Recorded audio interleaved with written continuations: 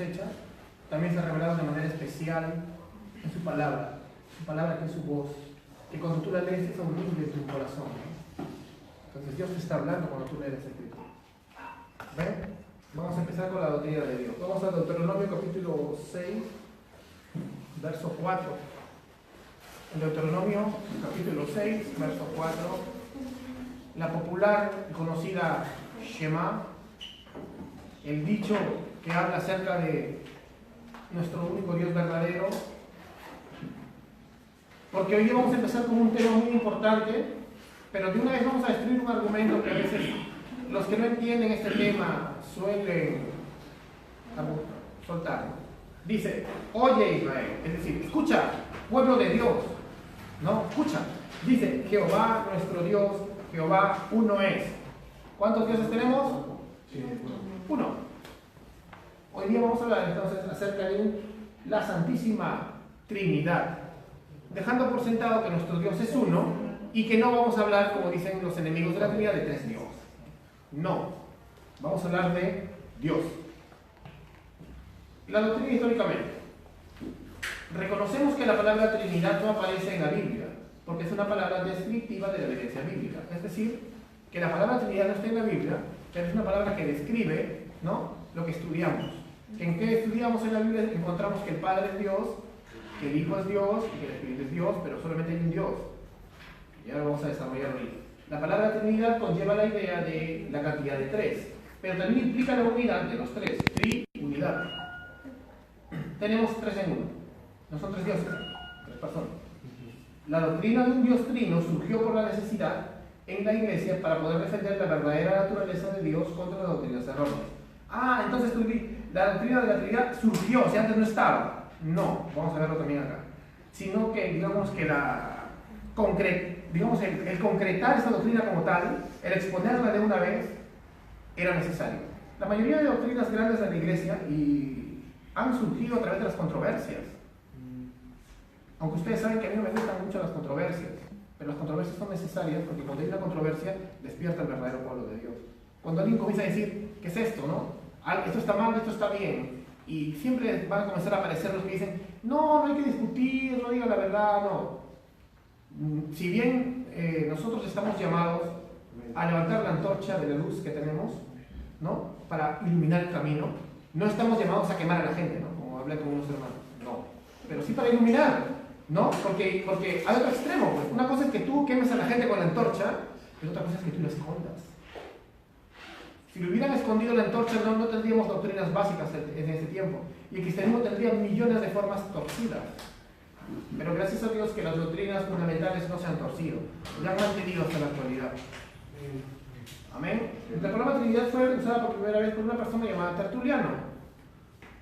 Es una persona que, ahorita vamos a hablar de él. Ahora la iglesia tiene un problema. ¿Será que hay tres dioses? No. ¿Alguno tiene alguna duda de eso?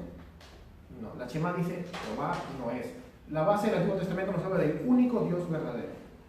Una sola esencia. La creencia de que hay tres dioses, por ejemplo, algunas religiones como el mormonismo dicen que son tres dioses. No te lo dicen así nomás.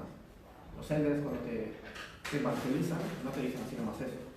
Pero los amigos mormones creen que son tres dioses. Se llama trideísmo. Tertuliano, vamos a hablar de Tertuliano brevemente, fue el primero. Sí, ¿De siglo más o menos es? Tertuliano del siglo III. Acá está el año, mira, 215 después de Cristo más o menos. Es cuando empezó la controversia. Fue el primero en crear la palabra Trinidad y de formular una doctrina.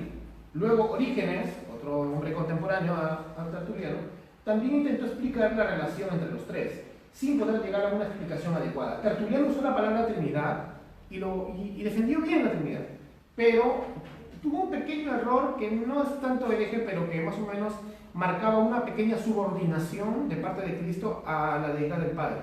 Pero no puedes hacerlo subordinado más que en la misión, pero no en esencia, ya que Cristo tiene la misma esencia que el Padre y el Espíritu la misma esencia que el Padre. O sea, los tres son Dios. Si tú lo subordinas, estás quitando puntos, digamos, porque justo después de esta teoría salió otra teoría del subordinacionismo. Y luego salió el arrianismo, ya que le quitaba totalmente la deidad a Cristo, ¿no? Lo hacía un ángel, como dicen los antiguos teólogos. Todas estas cosas que estamos pasando rápido, las vamos a ampliar con Carlitos en la historia de la iglesia, ¿no? Estamos pasándolo rápido para entender más o menos cómo avanzó la doctrina. A través de la historia temprana de la iglesia, siguen diferentes personas intentando razonar la existencia de un Dios trino. Esto es una cosa peligrosa. La Trinidad no la puedes racionalizar. Dios es lógico y racional desde la perspectiva de Dios porque Él es Dios. Pero nosotros no podemos encerrarlo en un sistema. Por eso la mayoría de personas que ha tratado de racionalizar la Trinidad ha terminado en herejía. Algunas más abominables que otras. Antes de seguir, ¿alguien tiene alguna duda de qué significa la palabra herejía? ¿Qué era un hereje? Bueno, pues si no lo tiene, alguien que tiene falsa doctrina, ¿no? Pero también es alguien que puede tener buena doctrina, pero se separa de los demás. Por ejemplo, en Tercera de Juan, es un pequeño break que no es el tema, yo creo que lo aprendamos. En Tercera de Juan vemos a un pata llamado Diótrefes, un pastor. ¿Han leído Tercera de Juan? Diótrefes, lo voy a leer. Para poder avanzar, porque de ahí vamos a ver otras herejías y creo que sepan que no es solamente el que tiene falsas doctrinas, que sí lo es.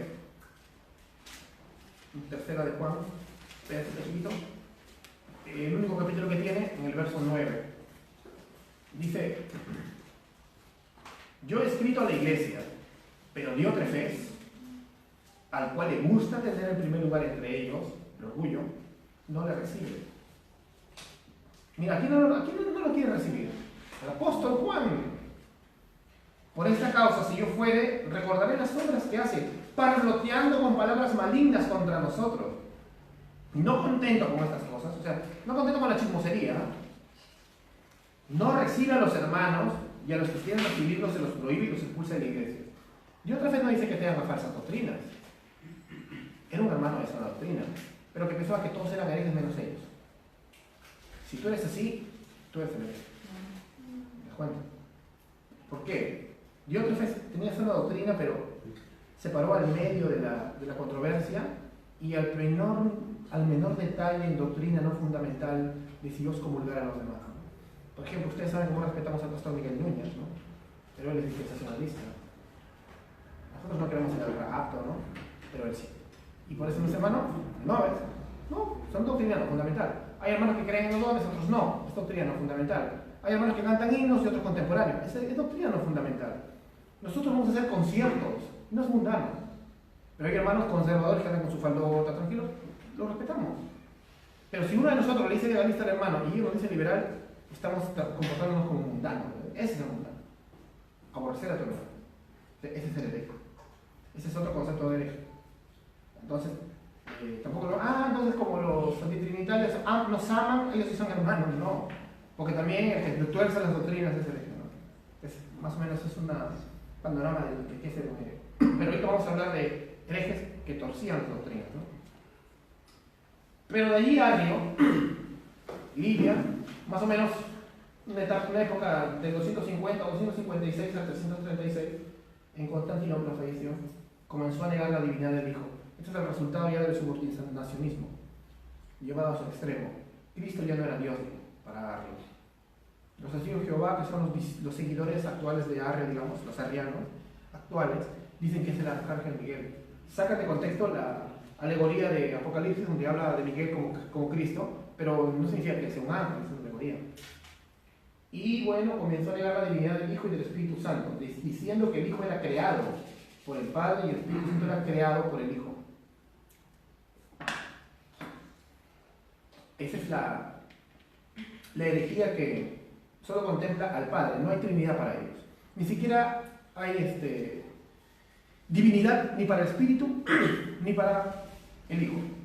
Los testigos de Jehová dicen que el Hijo es el mil ángel y que el Espíritu es la fuerza activa de Dios, ¿no? Es un poder, ¿no? Otros dicen que no son testigos de Jehová, pero dicen, bueno, es el Espíritu del Señor nada más.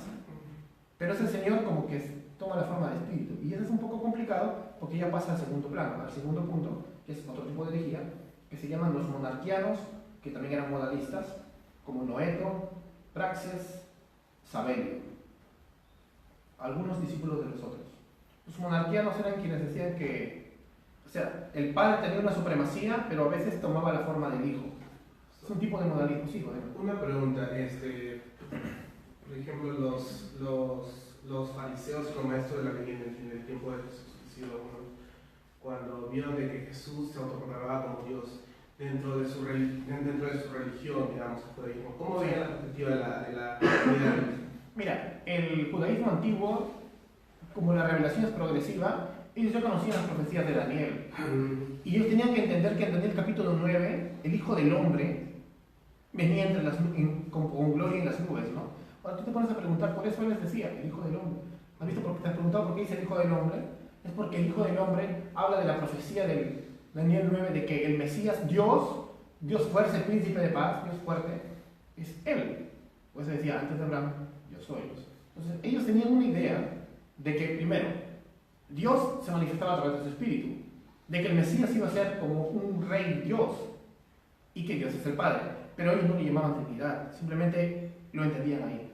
No era una doctrina desarrollada, no era como lo entendemos ya nosotros, como se entendía ya en el cristianismo, post, digamos, ministerio de Jesús, ¿no? Post resurrección, post ascensión, ¿no? La iglesia ha ido desarrollando la doctrina ya, haciéndola más clara.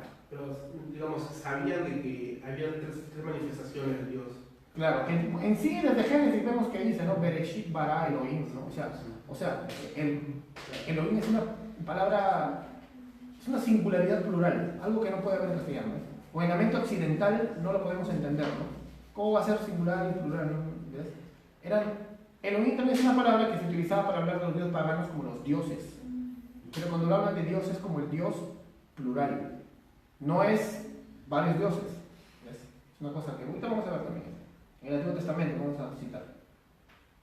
Bueno, los modalistas enseñaron que el Padre, el Hijo y el Espíritu Santo eran nada más que tres modos de manifestación del mismo Dios. O sea, decían que el Padre, o sea, Dios, a veces es Padre, a veces es Hijo y a veces es Espíritu. Y incluso algunas personas que ahora creen eso, te ponen el ejemplo del agua, ¿no? A veces es gaseoso, pues es líquido, no, a veces es sólido. Pero no puede el agua ser al mismo tiempo líquido con gaseoso y con o gaseoso y sólido, no se puede. Eso no es. Eso no es. O sea, no es una buena alegoría. Tampoco decir que son tres manifestaciones de Dios. Primero era Dios Padre, después se convirtió en Hijo y al final llegó a ser Espíritu. Eso decían los modalistas. Tres modos diferentes de existencia. El modalismo se define en el hecho de que Dios no es una esencia compartida de las personas. ¿Te das cuenta? Es una esencia compartida en una persona que toma formas. Y eso es herejía. Está totalmente mal. Los proponentes son Noeto, Praxeas, Sabelio. Vamos a hablar un poquito del modalismo en la edad post-apostólica, o sea, en los primeros siglos de la Iglesia, cuando los apóstoles ya no estaban acá. Los líderes modalistas prominentes como Noeto de Esmirna, Praxeas y Sabelio, no voy a abarcar mucho ya, porque ya lo va a tocar más Carlito. Noeto fue profesor de Praxeas en Asia Menor. Praxeas predicó en Roma cerca del año 190 después de Cristo y Sabelio predicó en Roma cerca de 215, los primeros 3 siglos más o menos. Por los años 1880 a 200, Noeto de Esmirna expuso que Cristo, si es Dios, es Padre también, porque de lo contrario no sería Dios, ya que no hay más Dios que el Padre. Se comenzó a racionalizarlo, ¿ves? Sí es, tiene que ser así. Praxeas, quien predicó por Roma y Cartago, afirmaba que el único Dios es el Padre. El Hijo, y por lo mismo el Espíritu Santo, no son más que nombres, formas de hablar con las que nos referimos al único ser. Esto según Tertuliano, que murió cerca del año 225, quien escribió un tratado contra Praxeas, de quien conseguimos mucha información acerca de los modalistas. En este tratado, algunos comentaristas, porque no todos están de acuerdo, dicen de que Tertuliano inventó este nombre Praxeas, porque el verdadero hereje era el obispo de Roma de ese tiempo. No estamos contra el papado, porque se contra el papa, ¿no? Pero era el obispo de Roma de su época, ¿no? El obispo de Roma contemporáneo con él. ¿Te das cuenta? Pero eso dicen algunos comentaristas, ¿no? Tendríamos que leer un poco más. Sabelio, originario de Pentápolis, de Libia, predicó en Roma entre los años 199 y 217, y allí ganó numerosos seguidores. Fue el modalista más famoso. concebía que los términos Padre e Hijo para él solamente eran designaciones diferentes del único Dios, quien por causa de ser el origen de todo es conocido como el Padre, pero referente a su intervención en medio de la humanidad es conocido como el Hijo. Esta teología recibió el nombre de patripasianismo, que es también conocida como el nombre del hombre, ¿no? Sabelianismo. Y por eso digamos que los actuales modalistas son los seguidores de Sabelio, los sabelianos, ¿no? Sabelianos. En realidad, históricamente, con Sabelio murió esta doctrina, hasta que comenzó a tener algunos esbozos en el siglo XVI que no llegaron a más, otros en el siglo XVIII que no llegaron a más, hasta que a principios o finales del siglo XIX brota un movimiento, ¿no? Un movimiento que rescata estas herejías y las hace propias, ¿no? Ajá. Y eso lo vamos a hablar después, ¿no?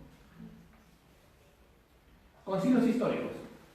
Vamos a hablar de los concilios históricos. Concilios eran las reuniones de los líderes de la iglesia del tiempo para determinar ciertas verdades propias y relevantes para la iglesia del mundo, ¿no? El concilio de Nicea, en el año 325 después de Cristo, confirmó la relación entre el Padre y el Hijo. La iglesia oficialmente declaró que Jesucristo es coesencial con el Padre, haciéndolo de la misma naturaleza, esencia de Dios. Cristo, el Verbo, es Dios, así como el Padre es Dios, dos personas distintas, pero ambas deidad. Y el Espíritu también. Hay que entender algo así también, porque ahí termina lo del Espíritu. Pero hay que entender esto también. Dios es una esencia, es una esencia. Así que la Biblia nos va a enseñar, de ahí vamos a ver con la Biblia los textos. El Padre es Dios, el Hijo es Dios y el Espíritu es Dios, pero no hay más de una esencia. Así que un solo Dios, tres personas. El Concilio de Constantinopla, en el año 381, 60 años después casi, la Iglesia declaró la deidad del Espíritu Santo, que el Espíritu Santo también es Dios, así como el Padre y el Hijo son Dios. Hay igualdad de esencia divina en los tres. Por eso, incluso actuales pastores como John MacArthur, conocido cesacionista, para él los dones no existen. Sabes que el pastor MacArthur es bastante ultra, super, hiper, archiconservador, pero aún igual él mismo dice que el Espíritu es Dios, que le puedes orar, ¿no? Hay gente que duda, ¿le puedo orar al Espíritu Santo? Sí. Sí. Pero recuerda siempre que el Espíritu Santo venía a glorificar al Hijo, y todos, en nombre de Jesús. El concilio de Éfeso, en el año 431 después de Cristo, fue el tercer concilio cristiano que tuvo lugar en Éfeso. Su tema principal fue la condena al nestorianismo. Nestorio defendía que las dos naturalezas, esto es un problema de cristología, divina y humana de Cristo, eran completamente independientes entre sí. Es decir, que Cristo era a la vez Dios y hombre, pero formando un compuesto de dos personas distintas. Cristo tenía dos naturalezas, pero no dos personas. Esa es otra idea que hablamos después. Son los concilios que había. El concilio de Calcedonia, en el año 451 después de Cristo. En Calcedonia, ciudad de Bitinia, en Asia Menor, se rechazó la doctrina del monofisismo, una naturaleza que negaba las dos naturalezas de Cristo, y estableció el credo de Calcedonia, que describe la plena humanidad y la plena divinidad de Cristo. Que Cristo es totalmente hombre, totalmente Dios. Algunos hermanos dicen 100% hombre y 100% pero no es 100%, porque si alguien es 100% algo ya no puede ser 100% mal. Es totalmente hombre y es totalmente Dios. Porque tenía que ser un hombre como Adán, porque él es el póster de Adán, para poder vivir como nosotros, cumplir la ley por Adán. Pero tenía que ser Dios, porque solamente alguien eterno podía recibir la ira eterna de Dios. Si no, ni Cristo hubiera tenido que ir al infierno. Pero él en la cruz absorbió la ira de Dios, ¿ves? Porque él es eterno. Por eso solamente bastaron 3 horas. Porque él era Dios. Por eso no era el ángel Miguel, como dicen los amigos testigos de Jehová. Y describe la plena humanidad y la plena divinidad de Cristo, segunda persona de la Santísima Trinidad. Este concilio nos dio la famosa unión hipostática de Jesucristo, que dice, esta es la frase, lo reconocen sus dos naturalezas inconfundibles, entonces dice Calcedonia, incambiables, indivisibles e inseparables. Estas naturalezas se distinguen en que no se pierden por la unión, no están separadas, no están mezcladas, están ahí, no se pierden, sino que más bien la propiedad de cada una de ellas se preserva y que concurren en una persona, y en una subsistencia, no repartidas o divididas entre dos personas. No son dos personas. Jesús no son dos. Jesús es Jesús. Totalmente hombre, totalmente Dios. ¿Te das cuenta que las doctrinas como la Trinidad o la unión apostática a veces suelen ser confusas, ¿ves? Por eso las iglesias no lo quieren estudiar. Pero si no entendemos al menos el dogma, que es Cristo es 100% hombre, bueno, perdón, ya se me queda lo de evangélico de siempre que soy. Cristo es totalmente hombre y totalmente Dios. Y con eso ya dejo. Sí, o sea, si tú entiendes eso, o sea, es la base, entonces vamos a estar firmes en nuestra fe, ¿ves? Hay pequeñas personas que en este momento quieren cambiarlo todo, ¿no? Quieren venir a traer herejías antiguas y decir que son los nuevos iluminados. Por ejemplo, los hermanos que comienzan a enseñar, oye, en la Trinidad no está en la Biblia, ¿no? Y comienzan a confundir a los creyentes. No importa. 2000 años de iglesia, sabemos eso. La palabra Biblia no está en la Biblia. Y por eso no sabemos qué es Biblia, ¿no? Un conjunto de libros. Tenemos el concepto. Y también sobre la Trinidad tenemos el concepto. Es un Dios en tres personas. Si quieres no te digo Trinidad, te voy a hablar mi único Dios verdadero, Trino. ¿Ya? ¿No? ¿Listo? ¿No? Mi único Dios en tres personas. ¿Listo? Si no quieres usar la palabra Trinidad, no hay problema. Pero no puedes negar la verdad de que Cristo es Dios, el Espíritu es Dios y el Padre es Dios. Si quieres puedes hablar así. ¿Tú crees en la Trinidad? Yo creo que Cristo es Dios, el Padre es Dios y el Espíritu es Dios. Y son. No son tres dioses. O sea, se te va a demorar un poco más en decirlo, pero es lo mismo. Vamos a ver así a la palabra. Ya pasó la parte, no, era palabra de hombre nomás, ya pasó. Revelación parcial en el Antiguo Testamento. La palabra Trinidad quiere decir triunidad o tres en uno. Se usa para resumir la enseñanza bíblica de Dios entre personas y sin embargo solo Dios. Aunque la doctrina de la Trinidad no se halla explícitamente en el Antiguo Testamento, varios pasajes sugieren, incluso implican, que Dios existe como más de una persona. Te estoy hablando de esta singularidad plural, ¿no? De esa pluralidad dentro del único Dios verdadero. Y vamos a leer todos, ¿ya? A ver, ¿quién comienza? Génesis capítulo 1, verso 26. Gracias. Génesis capítulo 1, verso 26.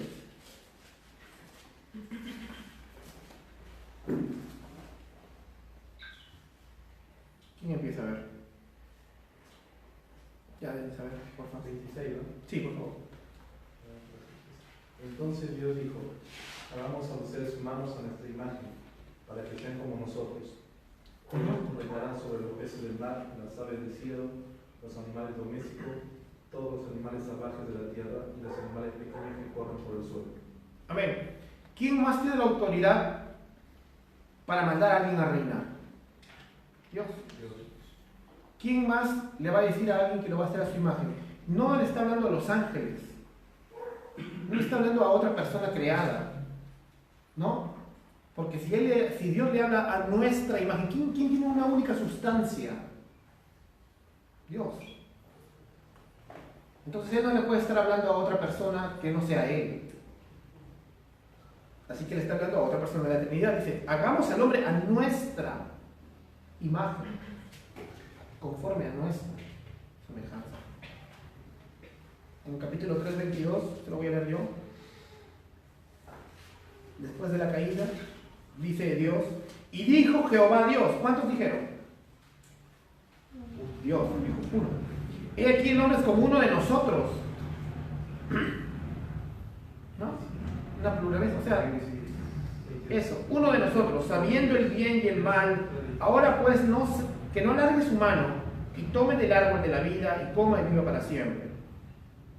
Es un acto de mucha bondad de Dios impedir que Adán y Eva coman de esto, porque si no hubiera quedado sellado su pecado para siempre. Pero ese no es el tema ahorita.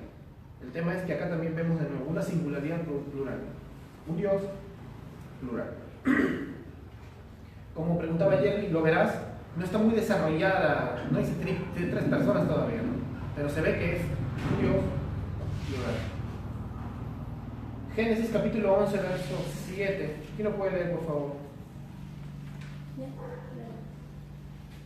A ver. Ahora pues, descendamos y confundamos allí su lengua, para que ninguno entienda el habla de su compañero. Amén. Y mira lo que dice en el verso 6. Y dijo Jehová. Pero luego dice, descendamos y confundamos. Nunca va a estar Jehová hablando, como siempre, a los ángeles, ¿no? A los querubines, no, está hablando a sí mismo. Y no es que es solamente un solo Dios y se habla a sí mismo, sino que es una pluralidad. El Padre hablándole al Hijo. Vamos al Salmo 45, 6 y 7.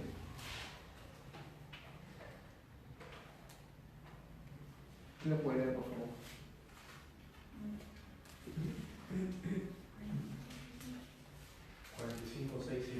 Sí. Tu trono, oh Dios, es eterno y para siempre. Cetro de equidad es el cetro de tu reino. Has amado la justicia y aborrecido la iniquidad.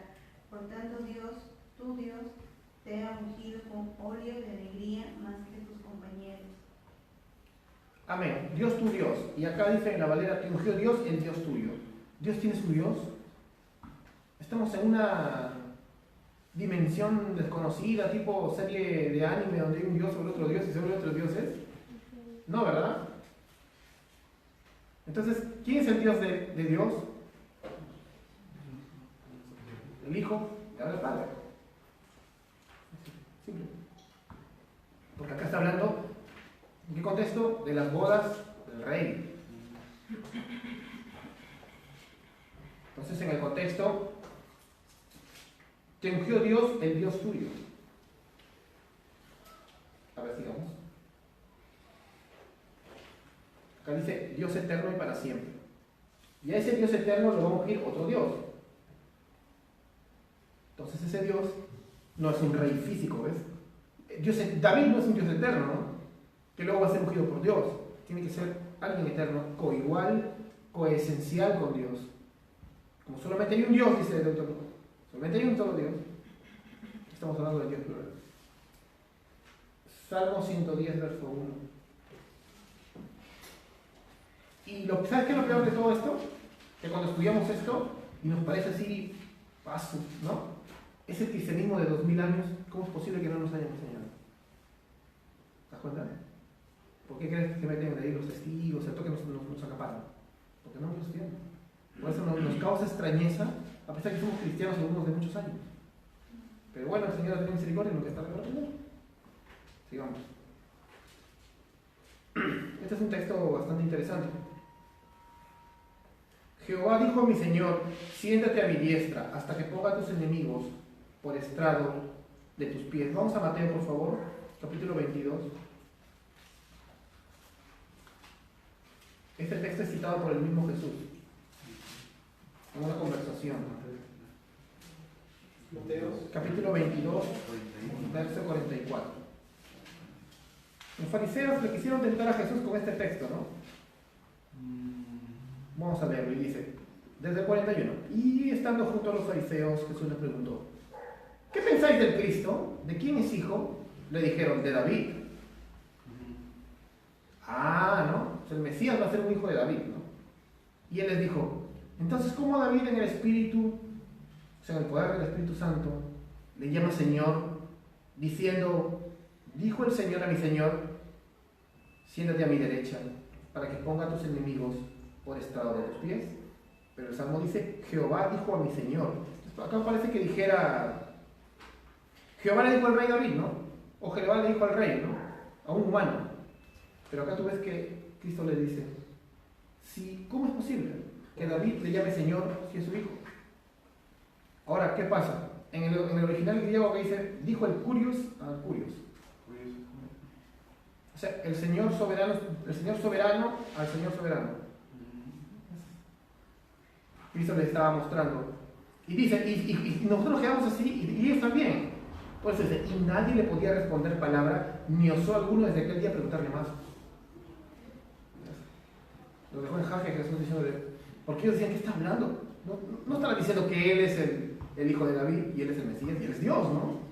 No querían entenderlo en su cabeza los fariseos, no puede ser. Que este pata que no pasa ni los 40 años esté diciendo que Él es el cumplimiento de todo esto. No puede ser. Vamos a Isaías 63:10.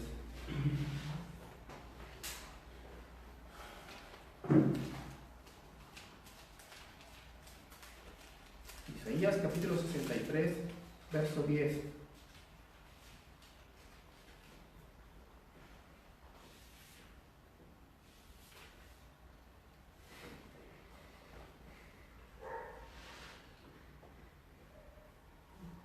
Dice, mas ellos fueron rebeldes e hicieron enojar su Santo Espíritu, por lo cual se les volvió enemigo y él mismo peleó contra ellos. Bueno, acá más está hablando de la persona del Espíritu Santo. Jehová dice que hicieron enojar su Santo Espíritu y él mismo peleó contra ellos. O sea, el Espíritu no es una fuerza, no es un poder, se puede enojar y Dios es el Espíritu y va a la batalla, ¿no? Contra sus enemigos. Oseas 1:7. Vemos que Dios también es espíritu, o sea, no solamente es una fuerza, sino que el espíritu también es una de las personas de Dios. ¿Y lo puede leer a ver, por favor?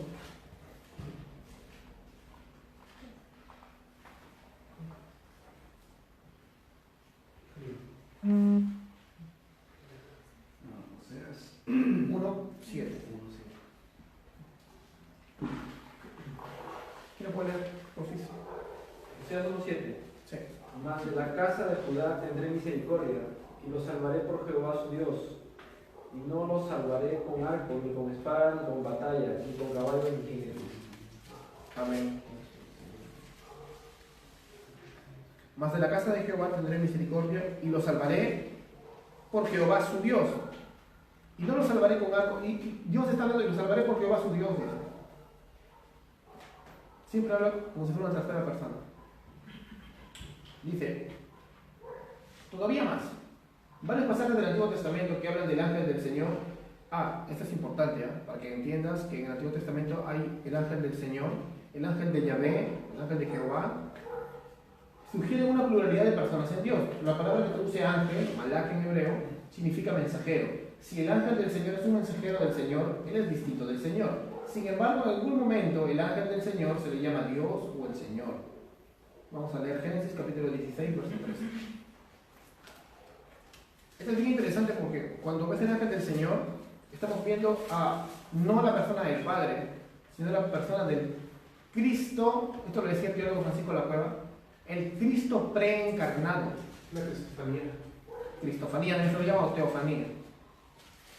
Génesis capítulo 16, verso 13. Es apariciones de la persona del Hijo antes de la encarnación. Génesis 16, O sea, 13. sí, es la inmiscusión de Dios en medio del tiempo creado, ¿no? Antes de su encarnación. 13. Entonces llamó el nombre de Jehová que con ella hablaba. Tú eres Dios que ve, porque dijo, ¿no has visto también aquel que me ve? Agar se encuentra con un ángel, y no era un ángel, ¿ves? Tú eres Dios, le dices. Ahora, no es el Padre, no es la persona del Padre, porque nadie puede ver a la persona del Padre. Porque aquel que ve su gloria morirá. Pero es el Hijo.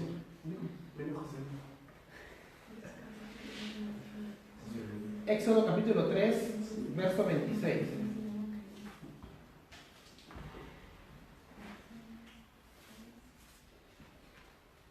¿3:26?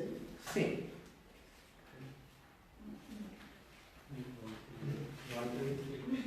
No hay.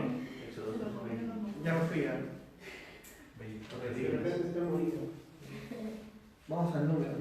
Muy triste. Número 22 al 35. Del 35 al 38. Sí, número capítulo 22 del 35 al 38.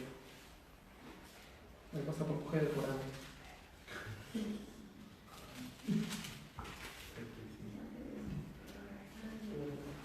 Número 22. Sí, número 22 del 35.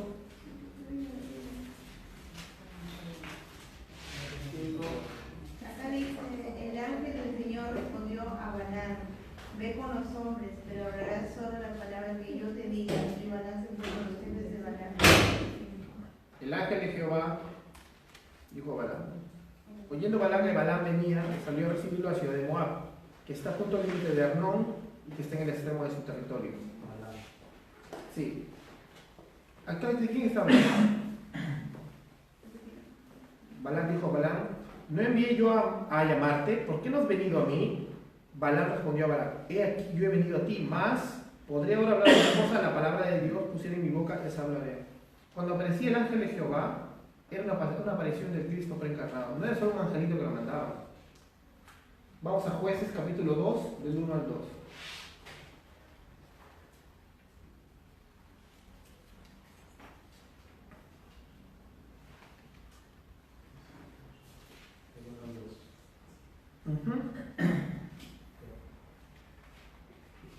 Dice: el ángel de Jehová subió de Gilgal a Boquim y dijo al pueblo de Israel: yo os saqué de Egipto. ¿Qué? ¿Un ángel os sacó de Egipto? ¿No era Dios?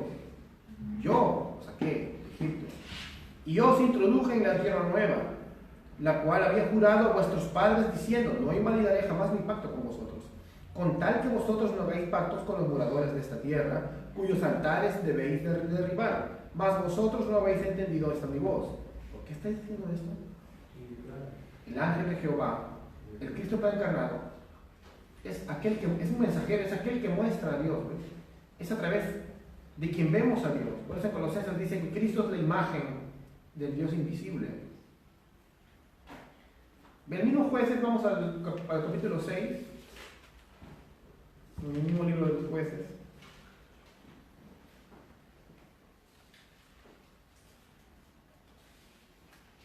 ¿Quién lo puede leer? 6. Del 11 al 13. Y vino el ángel de Jehová y se sentó debajo de la encina que está en Ofra, la cual era de Joás Abieserita, y su hijo Gedeón estaba sacudiendo el trigo en el bote en el lagar, para esconderlo de los madianitas. Y el ángel de Jehová se le apareció y le dijo: Jehová está contigo, varón esforzado y valiente. Y Gedeón le respondió: oh Señor mío, si Jehová está con nosotros, ¿por qué nos ha sobrevenido todo esto? ¿Y dónde están todas sus maravillas que nuestros padres nos han contado, diciendo: no nos sacó Jehová de Egipto, y ahora Jehová nos ha desamparado y nos ha entregado en mano de los medianitas? Amén. Y mirándole Jehová le dijo: ve con esta fuerza y salvarás a Israel de mano de los madianitas. ¿No te envío yo? Una vez más, primero empieza la aparición del ángel de Jehová y luego termina diciéndole que es Dios. Pero el Padre no aparece a nadie. Es Cristo. Cristo preencarnado. Es la pluralidad de Dios. ¿Está claro o tienen una pregunta?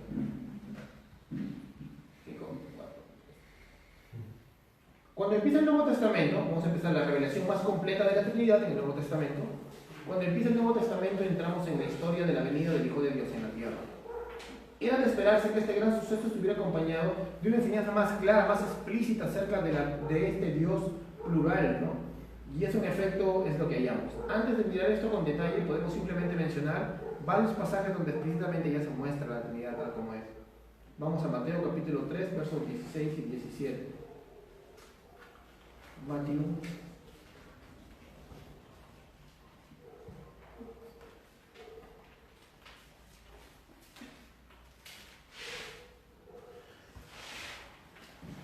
Este es un texto bien importante, quisiera que lo lean algunos de ustedes, 16 y 17, donde queda destruida la idea de que Dios tiene modos, que es modo Padre, está en modo Hijo, está en modo Espíritu.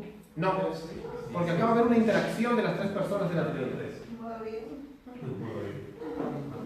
Da risa, pero es lo que ellos dicen, ¿no? Porque a veces es este, a veces es este, y no es así, ¿no? Entonces, a ver, ¿quién lo puede leer? A ver, Denis.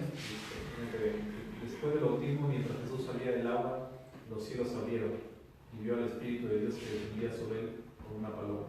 Y una voz dijo desde el cielo: este es mi Hijo muy amado, que me da gran gozo. Amén. Cristo está siendo bautizado, el Padre entra desde los cielos y el Espíritu desciende sobre él en forma de paloma. Las tres personas interactuando al mismo tiempo. ¿Es el mismo? ¿Es un solo Dios? Sí, tres personas. No son la misma persona, son el mismo Dios, tres personas.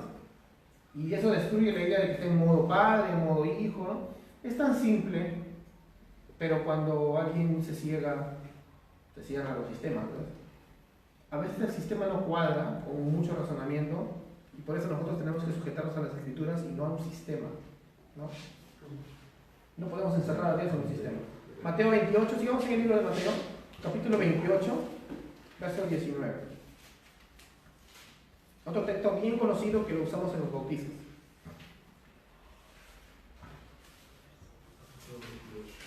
Ajá.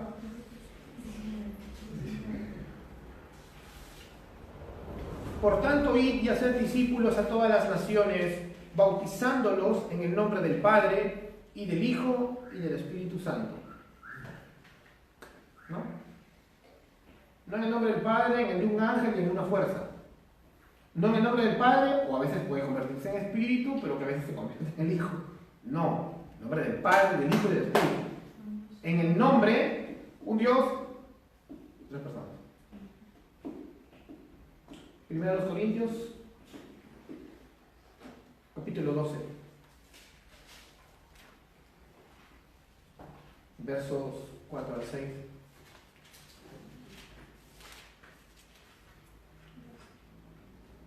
Del 4 al 6.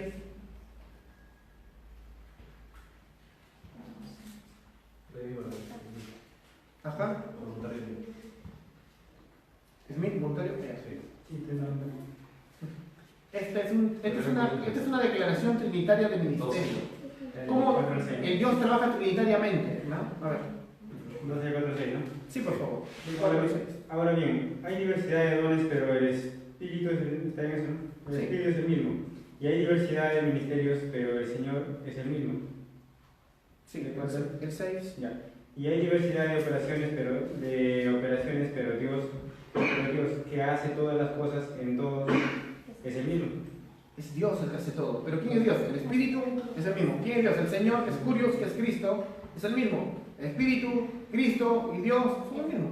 En la operación de todo lo que pasa en una iglesia, es una operación trinitaria. ¿Te acuerdas cuando hablamos de la predestinación? Que también fue un tema difícil. ¿Quién escoge antes de la fundación del mundo? Dios. ¿Quién ejecuta la expiación por ese pueblo? El Hijo. ¿Y quién los regenera y los lleva hasta el final? El Espíritu. Siempre es un trabajo trinitario. Dios no hace algo y el Hijo no está de acuerdo y el Espíritu hace otra cosa. No. ¿Ya? No. El Padre de hoy dijo, voy a tomar forma de Hijo y luego voy a tomar forma de Espíritu. Tampoco. Siempre es Dios pasando. En sus operaciones incluso. Efesios capítulo 4 del 4 al 6.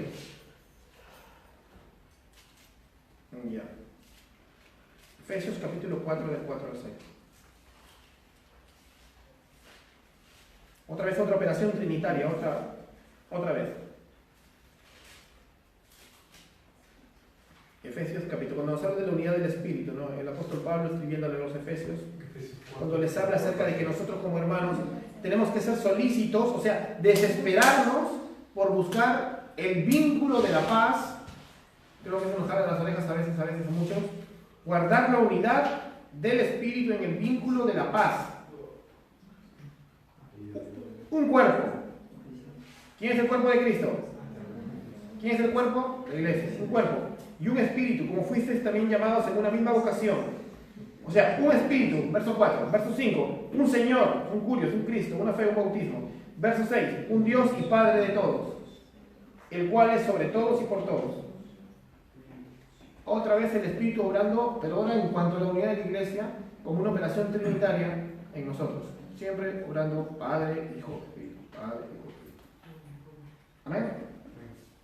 Primera de Pedro, capítulo 1, verso 2.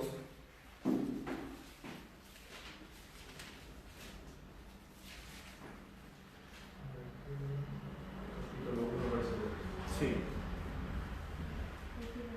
Otra vez la operación trinitaria, pero como hablamos al principio en cuanto a la salvación, elegidos según la presencia de Dios Padre. La presencia, van a decir. La presencia es lo mismo que dice el Romano, a los que antes se conoció, o sea, los que amó desde anticipación. Elegidos según la presencia de Dios en la santificación del Espíritu, para obedecer y ser rociados con la sangre de ¿quién? De Jesús. Gracia y paz sean multiplicadas. Dios Padre, Espíritu, Jesús. Otra vez una operación trinitaria a los creyentes. Esta vez en la aplicación de la salvación, ¿no? Judas, el hermano de Jesús. El único capítulo que tiene, verso 20-21. Sí. Voy a leerlo acá también. vosotros, amados, edificándoos, o sea, nuestra edificación, sobre nuestra santísima fe, orando en el Espíritu Santo, conservaos en el amor del Padre, o sea, de Dios, esperando la misericordia de nuestro Señor Jesucristo, el Hijo, para vida eterna. Otra vez, otra operación trinitaria. Por todos lados está. Esa es una revelación más completa, ya ves, que en el Antiguo Testamento. ¿Ves? En el Antiguo Testamento nos muestran que es un Dios plural, pero acá ya no se especifica quiénes son las personas en el Nuevo Testamento. A pesar que en el Antiguo Testamento vas a encontrar un ángel de Jehová, o sea, un Cristo preencarnado, vas a encontrar un espíritu y vas a encontrar un Padre, de hecho, que está por todos lados. Datos. Este es un texto que a veces los testigos de Jehová discuten bastante. Vamos a leer, ¿verdad? Sin embargo, la traducción de la Reina Valera 60, vamos a leer 1 de Juan capítulo 5, verso 7, porque es un texto un poco discutido en el cristianismo, porque hay comentaristas que dicen alguna cosa y otros dicen otra.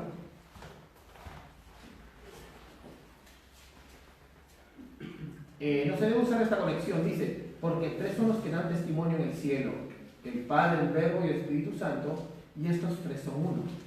El problema con esta traducción es que se basa en un número muy pequeño de manuscritos griegos no confiables, el más antiguo de los cuales procede del siglo XIV, después de Cristo. Esto está en todas las Reinas Valeras, pero otras traducciones lo han sacado y lo han puesto abajo con una nota, ¿no? Explicando esto de acá. Los que no conocen crítica textual, muchos hermanos muy sinceros, de repente, pentecostales, hermanos de iglesias que no han estudiado un poco de crítica, dicen, lo han sacado, dicen, no han sacado, porque nunca estaba. Sino que cuando hicieron la traducción del Oso, la Biblia de la Reina Valera, sacaron la traducción de Erasmo de Rotterdam, la cual contenía ese texto, y la pusieron ahí. Pero hay otros críticos que dicen que no, que sí hay ese texto, que hay manuscritos antiguos que verifican ese texto.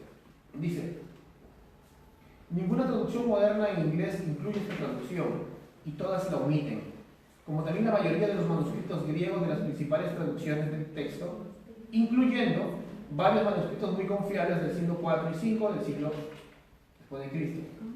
Y también citas incluidas por los padres. Acá viene la confusión porque yo he visto un hermano que, al contrario de lo que dice este comentarista, porque esto lo sacó de un comentarista, citas incluidas por los padres tales como Irineo, Clemente de Alejandría, Tertuliano y el gran defensor de la Trinidad, Atanasio.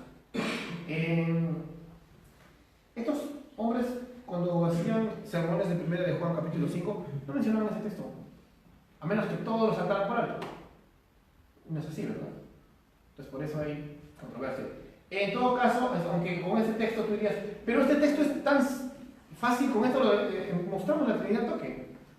No es necesario. No es necesario este texto para demostrar, como ya estamos viendo, la Trinidad está por todos lados. No está por todos. Si tú le dices a un testigo que va a este texto, ahí nos entrenan para que te digan esto, es verdad, no está en la mayoría de manuscritos confiables antiguos. Y te agarran jaque. Y no es que el testigo de Jehová tendría razón. No que esté bien su doctrina, sino que ese texto no está ahí. Entonces, por eso, no es que no digo que lo votes, la Valera, pero sí que leas un poco más de crítica textual.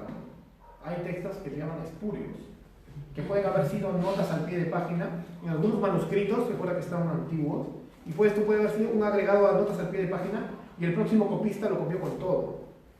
Por ejemplo, Marcos 16, ¿no? También es otro espurio, ¿no? Y así es. Y eso los evangélicos latinos casi no saben. Y si tú dices, están mutilando la Biblia, a ver, muéstrame dónde están mutilando la Biblia, ¿no?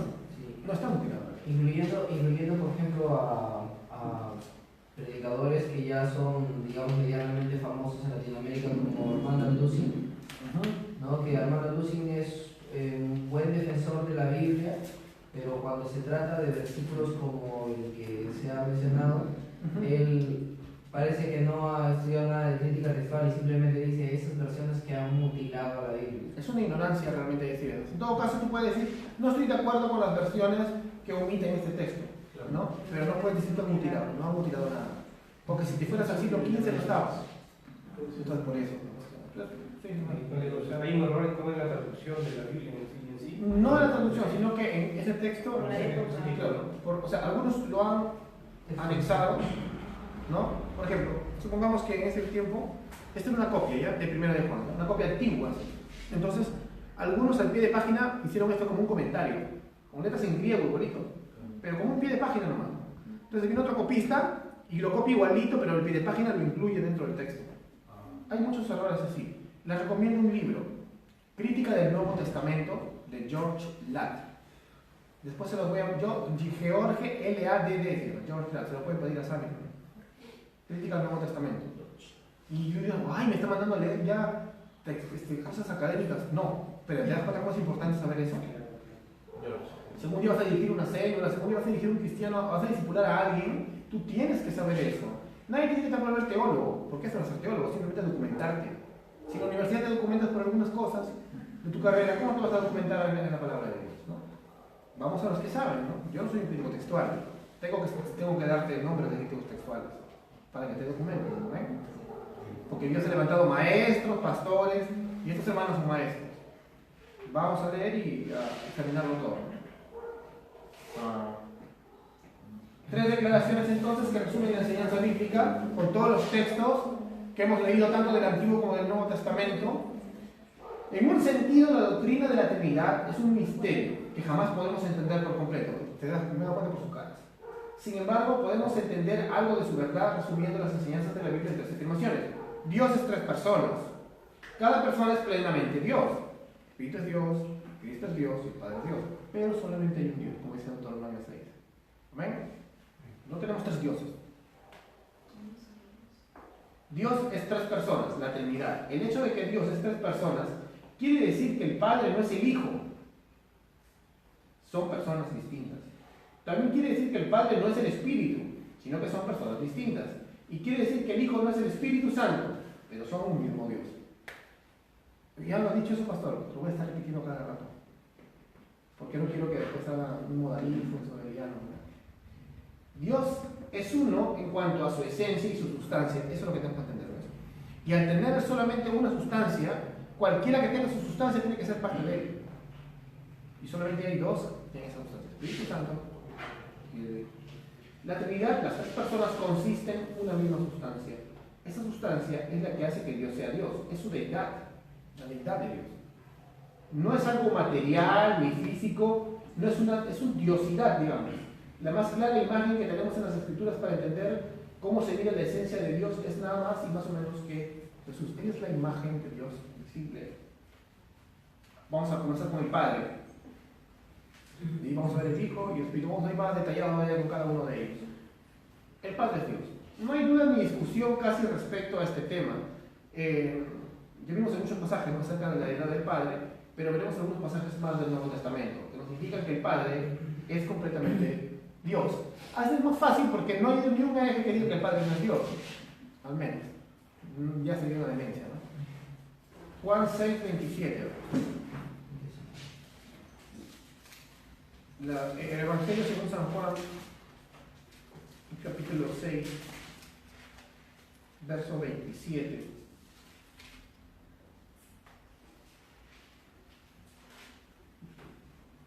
Te he puesto unos cuantos textos porque también por todo el Nuevo Testamento está el Padre, ¿no? Trabajad no por la comida que perece, sino por la comida que da vida eterna permanece, la cual el Hijo del Hombre os dará, porque este señaló Dios, el Padre. Dios es el Padre. Primera a los Corintios, capítulo 8, verso 6.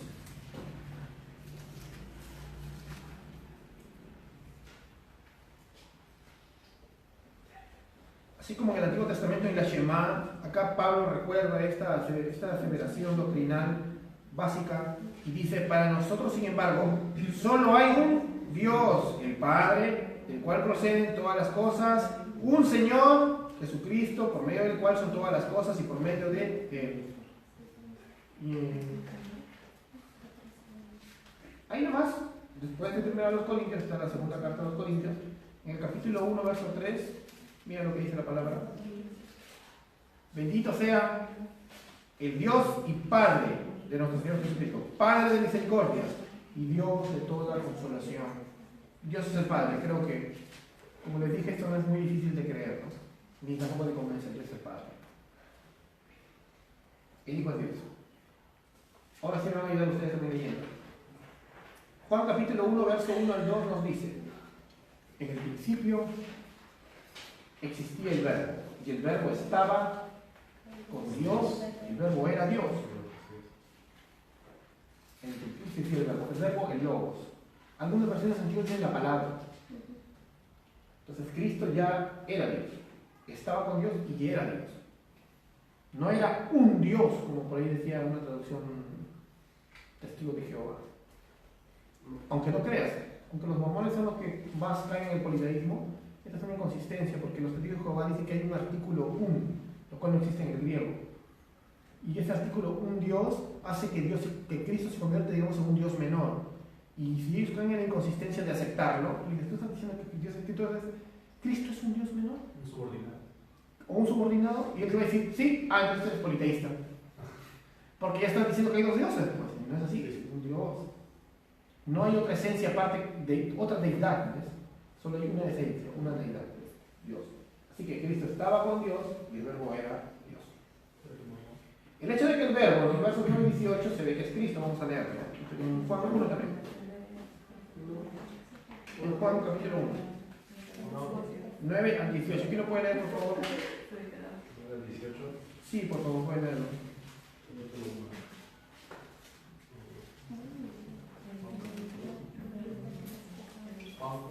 Juan, capítulo 1, del 9 al 18. A ver, Gino. Aquella luz verdadera que alumbra a todo hombre venía a este mundo.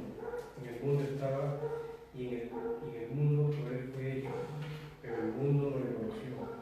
A los suyos vino y a los suyos no le recibieron. Mas a todos los que le recibieron, a los que creen en su nombre, les dio potestad de ser hechos hijos de Dios, los cuales no son engendrados de sangre, ni de voluntad de carne, ni de voluntad de varón, sino de Dios. Y aquel verbo fue hecho carne y habitó entre nosotros, y vimos su gloria como el unigénito del Padre, lleno de gracia y de verdad.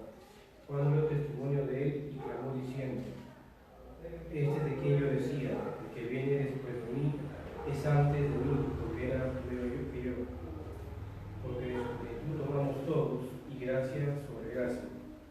Pues la ley por medio de Moisés fue dada, pero la gracia y la verdad vinieron por medio de Jesucristo. A Dios nadie le vio jamás, el unigénito Hijo que está en el seno del Padre, Él le ha dado a conocer. Este es un misterio bien grande, que en la teología también se le llama el eterno engendramiento del Hijo, ¿no? Mira, en el original acá donde dice Dios Padre, perdón, el unigénito del Padre es Theos monogénesis, o sea, el que tiene la esencia de Dios, Theos monogénesis, el que tiene la esencia del Señor. Mira, acá dice, a Dios nadie le vio jamás, pero Theos monogénesis, o sea, el unigénito, o sea, el Hijo que tiene la esencia de Dios, que está en el seno del Padre, Él le ha dado a conocer. Ahora, tú dices, bueno, porque la Biblia también nos habla de que el Padre engendra al Hijo. Si el Padre lo engendra, entonces hay un momento en que apareció Cristo, o sea, no es eterno. No, es eternamente engendrado. Y esto no te lo puedo explicar, ¿ya? Porque muchos me han pedido que les haga como una especie de alegoría para poder explicarle esto. Y hasta yo caí antes en errores, porque yo lo he tratado de explicar así, por ejemplo, es una burbuja, y a veces de la burbuja no sale otra. Y yo decía, esto es una burbuja invisible, pero la burbuja que sale sí se ve. Y por eso es Cristo, sí lo ves. Y estaba yo mal porque estoy diciendo que es otro pedazo de la misma persona, y no, él es otra persona, pero de la misma esencia. Es la misma deidad, la misma diosidad. Ya me lo quiero. Me gusta mucho esto, la verdad. Me gusta el tema de la cristología. Pero no hay que ir muy lejos, pues. Como te pongo estos ejemplos para que veas cómo te puedes rayar, pues. Hay que entenderlo. Vamos a hacer una clase de cristología y solamente un día para todo este versículo, la verdad, porque es muy amplio. No voy a terminar ahí. Me voy a volver loco antes. O voy a caer en el equipo. Entramos en el equipo. Entonces, sigamos con los pasajes. Entonces, el hecho de que aquel verbo, que en los versos del 1 al 18 que acabamos de leer, se ve que es Cristo, está con Dios y muestra distinción entre Dios Padre. El verbo es Dios, está con Dios. Hay otros pasajes que nos indican que el Hijo es completamente Dios. Vamos a leer Isaías capítulo 9, verso 6. A ver quién nos puede leer, ¿me acompaña?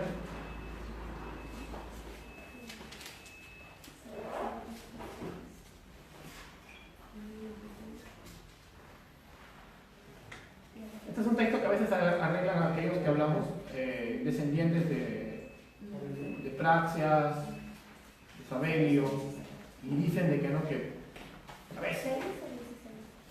Isaías capítulo 9, verso 6. Jesús es el Padre. Sí, ajá, dice que es el Padre.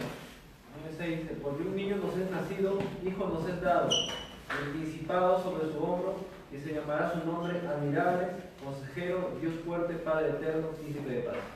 Amén. Y el 17 dice, lo dilatado de su imperio y la paz no tendrán límites, es eterno. Sobre el trono de David y sobre su reino, disponiéndolo y confirmándolo en juicio y en justicia desde ahora y para siempre. El celo de Jehová de los ejércitos hará eso. O sea, Jehová va a hacer que nazca este Padre eterno, que el Padre va a hacer que nazca el Padre. No. Está hablando de Jesús. Porque Dios es eterno, no puede nacer. Pero para que veas que en la persona de Cristo se hizo como nosotros. Lo eterno es la paradoja de lo eterno entrando en lo temporal, ¿no? En un cuerpo pequeño, un bebito, temporal, expuesto a la maldad de este mundo, ¿no? Te das cuenta que para Cristo es, en teología se le llama un estado de humillación de logos, porque cuando Cristo nace, así hubiera nacido en el palacio de Herodes, para él es una humillación, hacerse como uno de nosotros. Pero él, mostrando su humildad, nació en un lugar terrible, ¿no? Porque un establo donde comen las vacas, los caballitos, no es como lo hacemos en nuestro día navideño, ¿no? Todo bonito, ¿no? El pesebre, tan bonito, que ahora la idea del pesebre es una cunita, ¿no? Es una cunita, es donde comen los caballos, y dejan su barba. ¿Te das cuenta? La humedad, el frío. Si acá nos morimos de frío, no, porque está la puerta abierta. O sea, hay que entenderlo de esa manera. El estado de humillación de Cristo, como dice Filipenses capítulo 2, ¿no? Él no tomó en cuenta ser igual a Dios, no dice que él era un modo de Dios, ni tampoco decía que era un ángel, sino que él, no teniendo en cuenta ser igual a Dios, se hizo como una de nosotros. En todos lados de la Biblia vas a encontrar que un solo Dios, tres personas. Siempre vas a ver actuando al Espíritu y al Hijo, y se les va a atribuir deidad, pero es otra persona. Sí. A ver. Pastor, Sí, digamos que para ver un poco, los que no creen en la Trinidad sí hablan bastante acerca de este verso cuando dice Dios fuerte, ¿no? O Sí, Padre eterno. Padre eterno. Padre eterno, dice, ven, Jesús es el Padre eterno. Pero siempre para poder hablar del contexto del versículo hay que analizar todos los conectores, los artículos, los adjetivos que están antes, y uno de ellos precisamente es el y se llamará su nombre. No, cuando dice se llamará su nombre, significa que es como si estuviera diciendo con esos nombres se le va a conocer aquí. Claro. No es lo mismo que si dijera y él es. Claro, ahora no es. Si él dijera así, y él es el Padre eterno, entonces ahí sí tenemos una confusión, es el Hijo y al mismo tiempo es el Padre. Claro. Pero acá dice No. se llamará su nombre. Está hablando de un tiempo futuro en el momento del nacimiento de ese niño.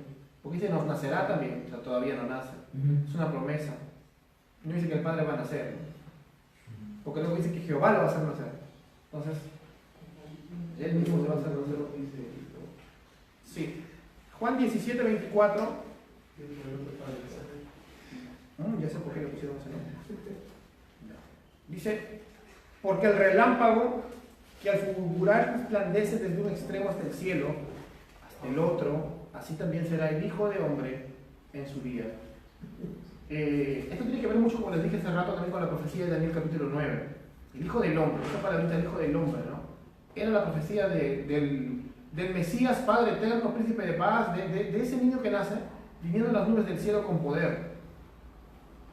Por eso cuando Cristo utiliza esta palabra, los fariseos se enojan porque está diciendo que Él es Dios. El Hijo del Hombre. Muchos no entienden por qué dicen Hijo del Hombre. Y es porque simplemente está mencionando la profecía de Daniel capítulo 9. Y eso es atribuirse a la deidad. Cristo mismo está diciendo que la venida del reino, helo aquí o helo allí, no vayáis ni lo sigáis, porque como el relámpago que al fulgurar resplandece desde un extremo del cielo hasta el otro, así también será el Hijo del Hombre en su presencia. Esa venida va a ser gloriosa. Cristo es Dios. Mateo 28, 9. Sí, Mateo capítulo 28, verso 9. Este es también algo que nos va a mostrar otra circunstancia en la cual Jesús demuestra ser Dios, porque como buen judío no hubiera permitido que le hagan esto, un ángel.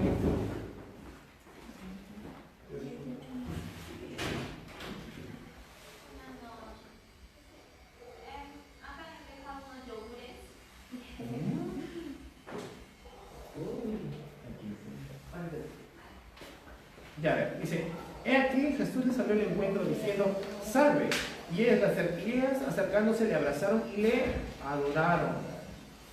Un judío no hubiera dejado que lo adore, es un humano, nada más. Un ángel tampoco. Los ángeles le dicen, no te postres, yo soy tu consiervo. Pero Jesús es Dios. Así como en el Antiguo Testamento cuando se postraban delante del ángel de Jehová, los padres de Sansón, Josué, Jesús no le dijo, Josué, no me adores, porque si eres el ángel de Jehová. Es el Cristo preencarnado, y él sí. Los padres de Sansón también. Por eso luego los padres de Sansón se dan cuenta que cuando hacen un sacrificio, el ángel se mete al fuego y se va al cielo en el fuego, como una ascensión. Que era Dios. El papá de Sansón se asusta y dice, mujer, vamos a morir por el Cristo de Dios. Otros pasajes que hablan de Jesús como plenamente divino incluyen Hebreos 1, donde el autor dice que Cristo es el fiel imagen, el verso 3, carácter, el duplicado exacto, la copia exacta, la imagen misma de la naturaleza del ser, justapotasis de Dios, o sea, su ser, su esencia. Otra vez te repito esa palabra rara, su diosidad, Él es su deidad. Lo que quiere decir que Dios Hijo duplica exactamente el ser o la naturaleza de Dios Padre en todo detalle. Cualquier atributo o poder de Dios Padre, el Hijo lo tiene por igual. Es decir, eso también hay que entenderlo. Las tres personas de la Trinidad tienen los mismos atributos y la misma esencia. Ahora hay una pregunta que yo mismo hice a un teólogo que sabe bastante, que no decir quién es, y que no sabía responderme, y yo ahorita lo respondo. Porque a través de su espíritu, Cristo también es omnipresente, pero en su cuerpo es omnipresente. Es materia, a menos que sea un cuerpo que nunca termina, ¿no? Yo le hice esa pregunta, ¿no? Pero su cuerpo es físico porque era resucitado, ¿no? Entonces, yo hice esta pregunta. Pero después de explicar lo que era a través de su espíritu, Él es omnisciente y es omnipresente. Disculpen, antes de la encarnación, ¿Cristo no tenía dos naturalezas? Ya, esa es otra pregunta bien que no hay respuestas en la Biblia, pues. Porque antes de la encarnación, Él no vive en la tierra. Entonces no puede tener una naturaleza humana, pero sí puede encarnar. Eso sí.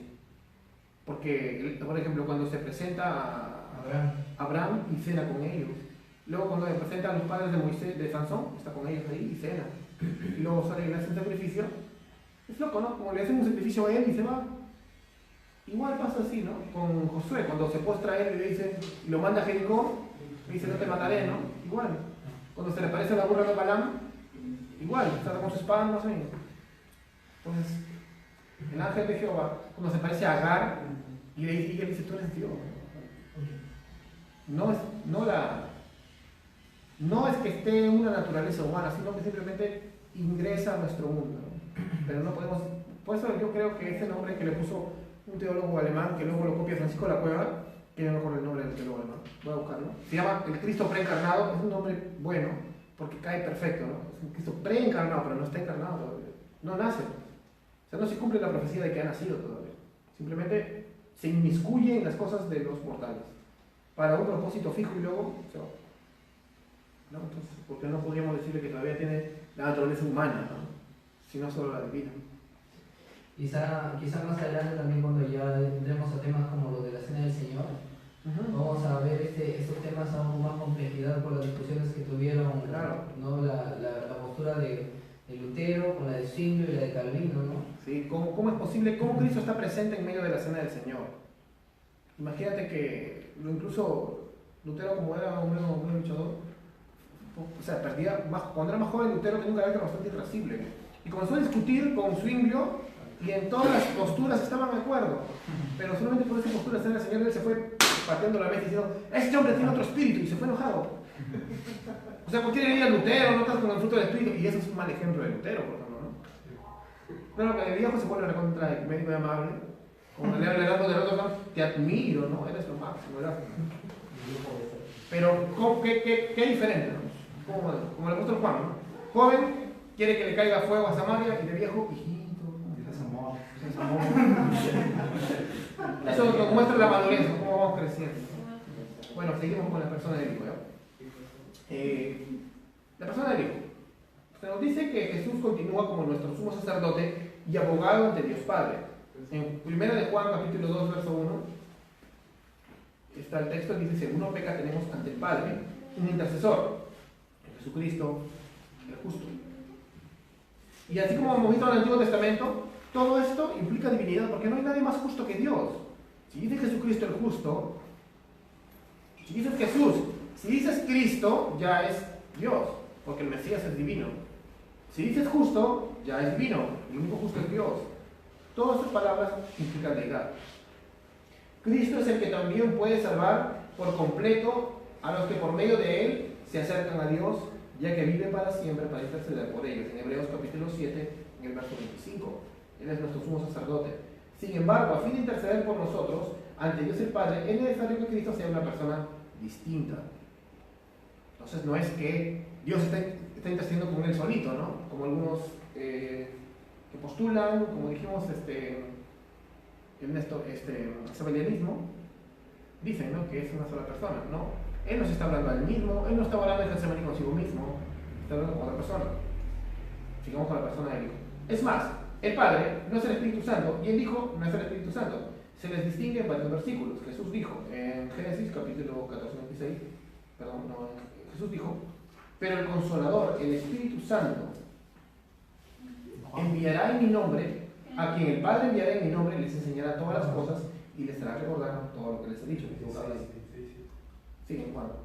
El Espíritu Santo también ora e intercede por nosotros. En Romanos 8 vemos eso, ¿no? Que algunos agarran fuera de contexto para hablar que son lenguas invisibles. No tiene nada que ver con lenguas. Romanos 8, porque habla que el Espíritu intercede con gemidos y las lenguas son decibles. Digas una lengua extranjera que para aplicarle a un chino, si es verdad, o digas una cosa que te imaginas, es decible, ya que son indecibles.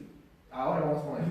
Además, es el Espíritu, no nuestro Espíritu. Exacto, no es mi boca, es el Espíritu es decir, el Espíritu Santo ora o intercede. Tenemos a las dos personas de la Trinidad, como el Hijo y el Espíritu, intercediendo. O sea, como siempre, es un trabajo trinitario el que hay sobre nosotros en nuestra vida, incluso diaria. Finalmente, el hecho de que el Hijo no es el Espíritu Santo también se indica en varios pasajes trinitarios mencionados antes, tales como la Gran Comisión, que ya lo leímos, en los pasajes que indican que Cristo volvió al cielo y luego el Espíritu Santo a la iglesia, como vamos a ver sobre el Consolador. Jesús dijo: les conviene que me vaya. Y luego regresó de nuevo convertido en Espíritu. No dijo eso, ¿no? Me conviene que me vaya, otro Consolador. No dice: me conviene que me vaya y luego mandaré un poder. No dijo eso. Conviene que me vaya. Si no lo hago, el Consolador no vendrá, ¿ves? O sea, es como un intercambio. En cambio, si me voy, se lo enviaré a ustedes. A muchos misioneros del siglo XIX, ellos querían esta promesa de esta manera, que en realidad, ¿cómo haríamos misiones si Cristo estuviera acá con nosotros con su mochila ahí en medio de las misiones, ¿no? Como si estuviera con nosotros acá. ¿Qué haríamos? ¿Viviríamos como vivimos? ¿Nos dedicaríamos a lo que nos dedicamos? Entonces ellos decían: si Cristo estuviera acá, ¿qué no haríamos, no? Y entonces uno se pone a meditar y dice: pero Cristo está acá, por medio del Espíritu. El Espíritu está con nosotros. Entonces Dios está con nosotros. Entonces, ¿por qué no vives como si Cristo estuviera acá?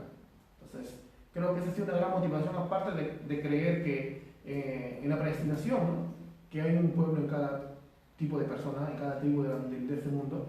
Pero este tipo de motivaciones te hacen de que tú digas: wow, yo no puedo quedar acá, tengo que meterme con todo, porque estoy predicando así al lado de Cristo. ¿Qué voy a perder? No tengas miedo. Ve y predica. Al final, la obra del Señor, ¿no? Sembraré la simiente preciosa del precioso Evangelio de amor y dejaré el resultado del Señor. Ahí está el himno. Entonces, ¿quedó claro? El Hijo es Dios, ¿no? El Espíritu es Dios. Algunos han cuestionado si el Espíritu Santo en verdad es una persona distinta antes que simplemente el poder o fuerza de Dios en acción del mundo, como los testigos de Jehová, que dicen que es la fuerza activa. Pero en el Nuevo Testamento es muy claro y fuerte. Primero están los varios versículos mencionados anteriormente, en donde se pone el Espíritu Santo con una relación de coordinación con el Padre o el Hijo, en la Gran Comisión, eso lo leímos al principio. Puesto que el Padre y el Hijo son personas, la expresión coordinada íntima fuertemente que el Espíritu Santo también es una persona. Luego hay lugares donde el pronombre masculino, él, en griego ekeinos, se le aplica al Espíritu Santo. Vamos a leerlo ya. Génesis capítulo 14, verso 26. A ver, ¿quién lo puede leer? ¿Van a ayudarme? No, es único que... Sí. Bueno, sigamos. 15:26 era. Creo que sí estaba contando que no olvides esto, no veo. Tampoco hay. 16 del 13 al 14, ya sé si no me equivoco. No hay, no sé. Ya está, 16 del 13 al 14. ¿16? Sí, Génesis capítulo 16 del 13 al 14. Ya. A ver, Denis. Entonces llamó el nombre de Jehová con que ella hablaba. Tú eres Dios que ve, porque dijo, ¿no he visto también aquí al que me ve? Por lo cual llamó al pozo del viviente que me ve. He aquí está entre Cades y Bered. Amén.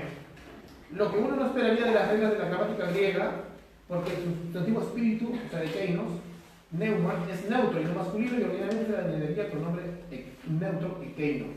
O sea, hay lugares donde el nombre masculino, keinos, o sea, espíritu, y están los textos mal puestos, porque me di cuenta, lo que uno no esperaría de las reglas de gramática griega, ¿no? Entonces, si el Espíritu Santo fuera solamente una fuerza activa, se le podría llamar keinos.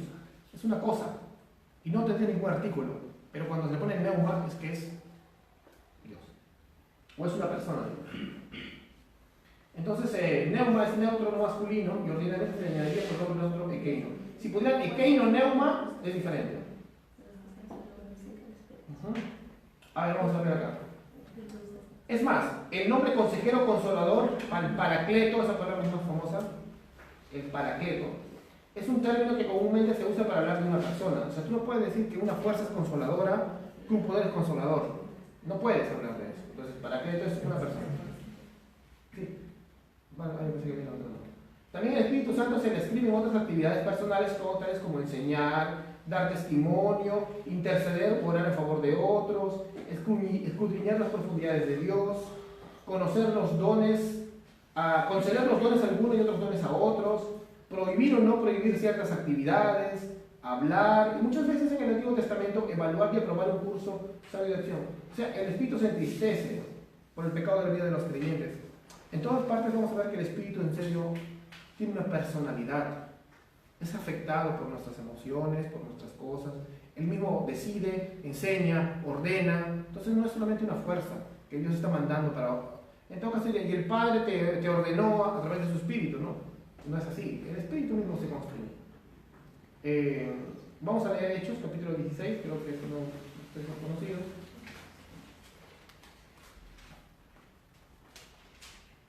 Hechos, capítulo 16.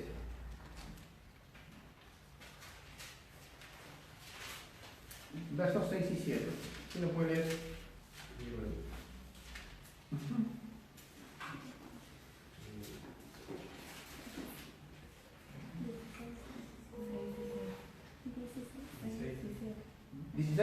Verso 6 y verso 7.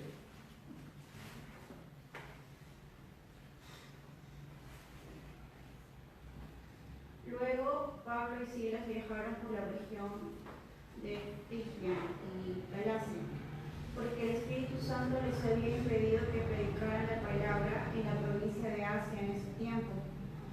Luego, al llegar a los límites con Misia, se dirigieron al norte, hacia la provincia de Bitinia, pero de nuevo el Espíritu de Jesús no les permitió ir allí.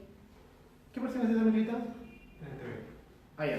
En los originales no dice el Espíritu de Jesús, siempre dice El Espíritu se muestra predicado. Atravesando Frigia y la provincia de Galacia, les fue prohibido por el Espíritu Santo hablar la palabra en Asia. Y cuando llegaron a Misia, intentaron ir a Bitinia, pero el Espíritu no se los permitió. En las Américas también dicen, pero el Espíritu de Jesús no se lo permitió. No sé por qué ponen eso. La Valera dice. Las Américas. Hechos 16. Pero igual es, no hay problema. Porque el Espíritu es de Dios.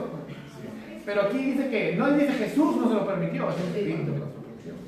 Sí, del 6 al 7. Y además vamos al contexto. Primero que dice, el Espíritu Santo. Amén. Dios, ¿cómo actúa el Padre? O sea, para salir de dudas de eso, hay que entenderlo así. ¿Cómo actúa el Padre a través de la creación? En este momento. Al Padre nadie le puede ver. Así que, ¿cómo actúa? El Padre oye. A través del Espíritu. ¿Cómo actúa Cristo? A través del Espíritu. Porque Cristo ya ha resucitado y se sentaba a la diestra de Dios. ¿Te das cuenta? Todo lo que pasa es el Espíritu. Todas las operaciones trinitarias las hizo el Espíritu. Ya que el Padre nadie lo puede ver y Cristo está sentado a la diestra de Dios. Entonces hay que entender entonces en ese sentido, eso no hay problema si es el Espíritu de Jesús. Porque al final es el Espíritu que más. El N2025. Sí, sí. Tere tiene la Estaba la variante. Tere tiene la ley. Sí, acá. También dice. Por eso. O sea, no hay problema. O sea, no hay problema porque al final todo lo ejecuta el Espíritu. Es bueno. ¿Amén? Ya. A ver, atención por favor, no estén conversando tanto. El Espíritu. Hechos capítulo 8. Hechos capítulo 8. Disculpen, es que sí, mucho hablan, así es. Hechos capítulo 8, verso 29. ¿Quién lo puede leer? Capítulo 8, verso 29. A ver, ven. Hechos 8, 29.